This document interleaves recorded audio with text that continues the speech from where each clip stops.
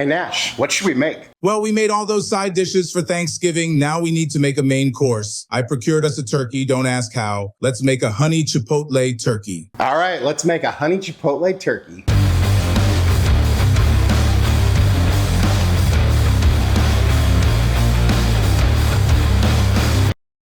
Welcome back to Chaos Kitchen, where we make holiday recipes to see if they're any good and to see if you should try them. Especially Thanksgiving turkeys. We've made a few. Today we're making a new one, but I know it's gonna be good. We're gonna make a broken down roasted honey chipotle turkey. I'm ready to go ahead and get it done so we can taste it as soon as possible. So without further ado, let's go.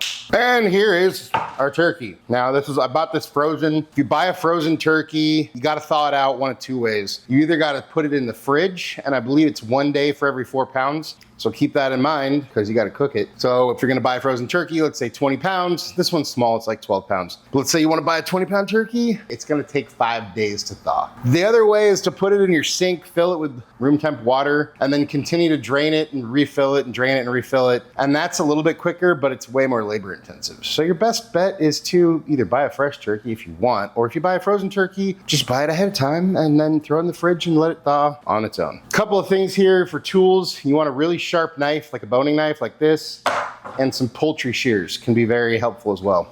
So that's what we're working with today. So turkeys come with a bunch of stuff. You probably know this, but maybe you don't. If you've never butchered a turkey, and a chicken is gonna be a smaller version of the same thing. So it seems scary if you've never done it. So let's go through it. So you got this is like a stock starter. Keep all the stuff inside because it's gonna be helpful to make your stock. And then we got this little bag of stuff. This is like the giblets, same thing, throw them in your stock. And then there's the neck. I know that looks gross. Same thing, stock. Then we got this little guy. Just kind of wanna reach in there and just spray salmonella juice all over yourself.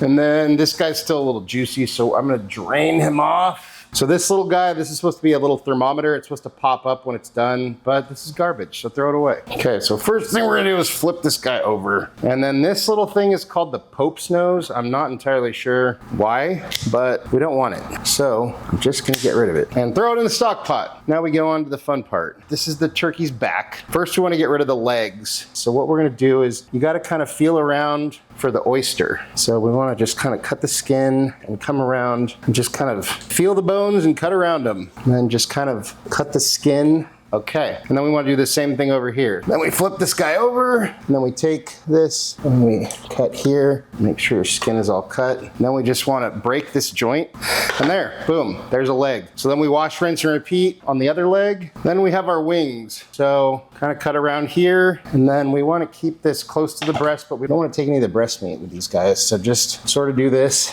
cut it down, and again, get that joint, snip it off. And then here's your wing. I don't like the wing tips, so we're gonna get rid of those and put them in the stock pot. And then the last thing to do is remove the breast. So we wanna find this, what do you call that? Like the breastplate, the sternum, cut right along there. And then you can kind of peel it away and sort of cut along that guy. And there we have one breast. And then we wash, rinse, and repeat with the other one. And there's our other breast. Get rid of our salmonella tools. And we're gonna throw this carcass into our stock pot, sterilize our workspace. And then here's what we got. So we're gonna dry brine these guys. Basically, brining just means to season, typically just with salt. So wet brine, think of like pickle brine. It's basically you put your salt and your seasonings in water, and then you're soaking the meat or whatever you're brining. Dry brine, especially for meat, means you salt the outside, and then what happens is that salt pulls the moisture out of the meat, and then that moisture mixes with the salt, and then it's reabsorbed. So it sort of salts or seasons your meat all the way inside. Deeply penetrating. It penetrates. That's what she said. So we're gonna do a dry brine, pretty quick and easy. You wanna make sure and get both sides. You can be pretty liberal with this stuff because we got, you know, good sized pieces of meat here. And seasoned from a pie, so you get better distribution and you make a bigger mess. Yay.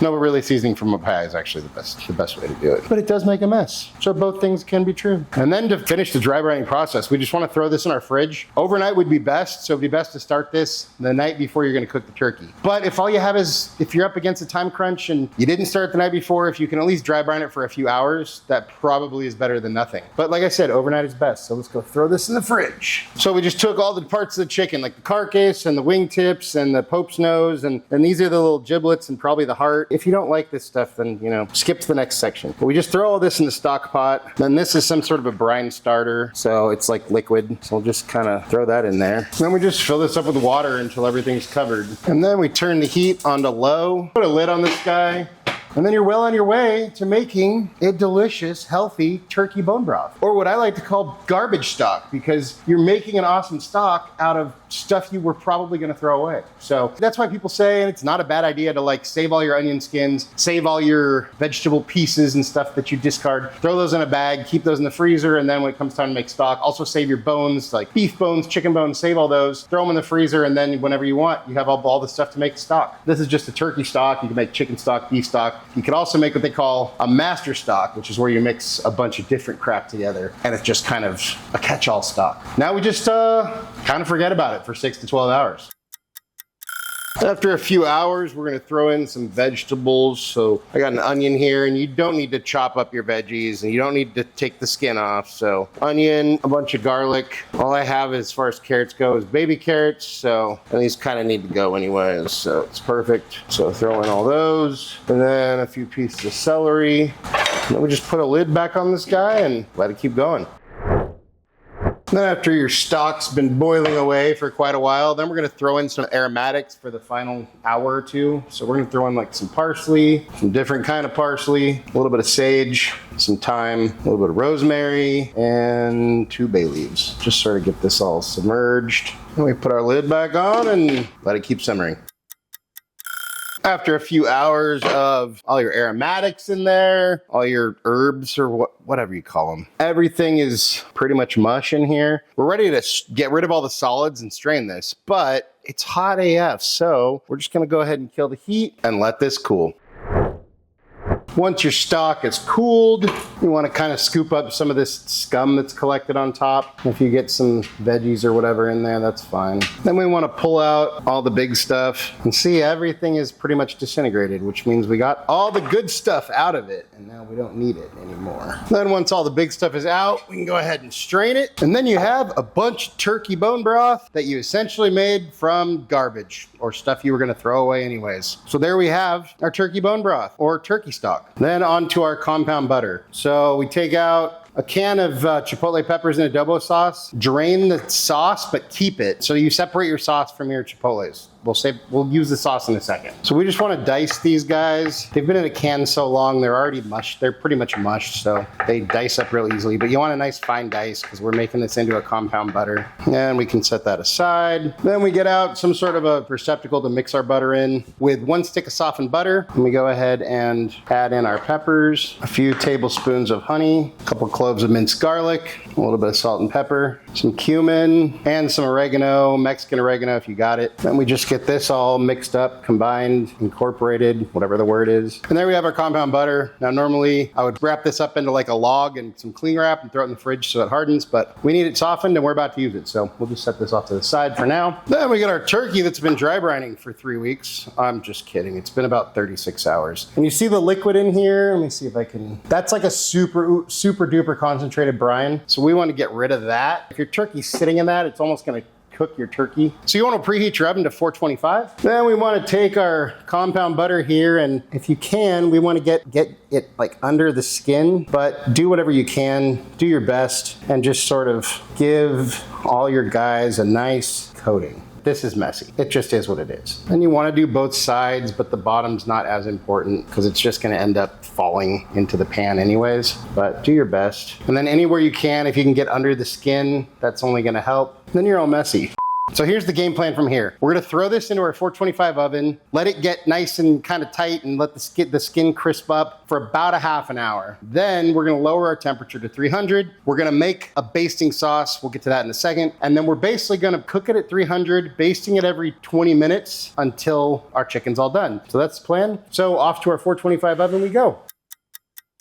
So now to make our sauce. In a sauce pot on medium heat, we melt a stick of butter and we add the juice from our chipotles, a few tablespoons of honey, or the rest of the honey, whatever works. I have more if we need it. And then we want to add, I'm gonna get hate for this, but add a little bit of soy sauce. This doesn't make it Asian. It may not go with Chipotle necessarily, but all it's gonna do is add depth of flavor. I mean, it's gonna give it that saltiness that we know we get from soy sauce, but then also it's gonna give it that sort of depth of flavor.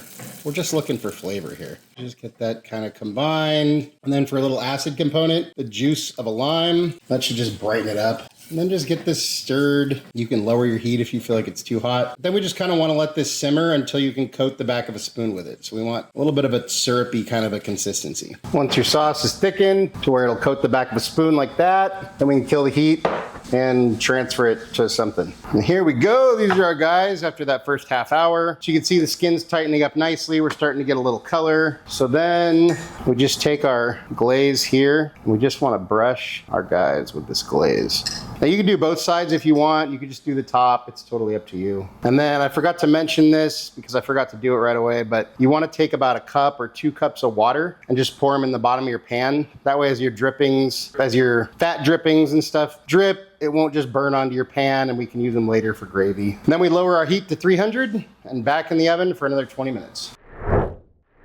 And here's our guys after another 20 minutes. The good thing is we don't have to worry about drying out because of that butter and because of the basting. So we just baste again and back in the oven for another 20 minutes.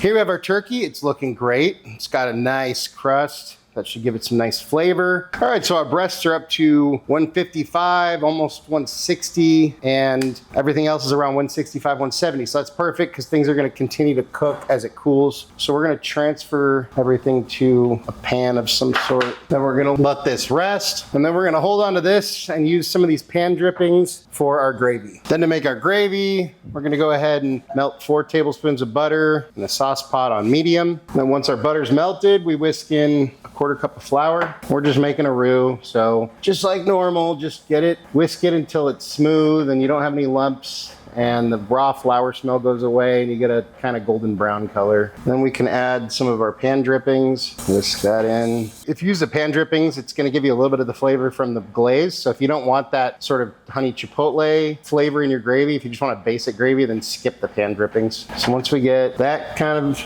incorporated, then we take some of our turkey stock and we slowly whisk in about 2 cups of that. Then we just whisk this, let it simmer, let it thicken to however thick you like your gravy. If you like it real thick, that's fine. If you like it more, so it's more pourable, then you know, you do you. And we probably use too much liquid, so this is gonna take a little while. Once your gravy reaches the thickness that you desire, this is good for me, and I'm gonna go ahead and kill the heat, and then we can let this cool. And there we have our from scratch gravy. And there we have our honey chipotle turkey. And it's time for a bite. Get a little gravy on there and cheers. And I'm gonna try some without the gravy. Cheers.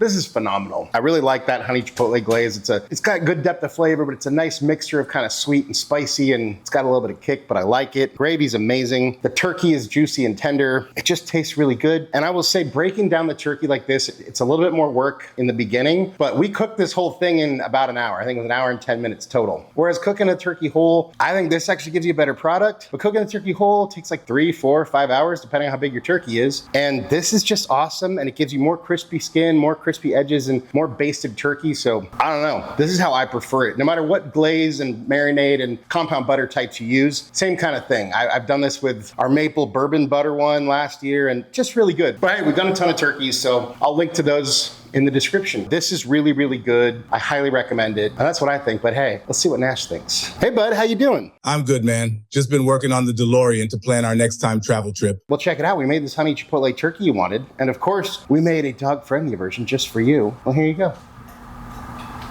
What do you think? Oh, wow. You just turned boring turkey into something amazing. It's sweet, savory, juicy with a nice kick. I'll be helping myself to the rest of this when you're not paying attention. Anything you want to say to your fans? The successful warrior is the average man with laser-like focus. Nash approves, I approve. Look, this turkey's amazing. I highly recommend trying it out this way if you haven't. Thank you so much for watching. We really appreciate you all. Love you all. If you wouldn't mind taking a second, go like, share, comment, subscribe, hype, hit the bell for notifications, all that good stuff. If there's anything you want me to cook, you want me to Nash taste, go ahead and drop that down in the comments. And hey, if you like this video, go check out some of our other holiday, including Thanksgiving videos. Have a happy Thanksgiving. Enjoy some time with you and yours. Let us know in the comments what you're thankful for. And hey, just remember, cook more, eat better, embrace the chaos. That's it for now, folks. Until next time, be good and peace.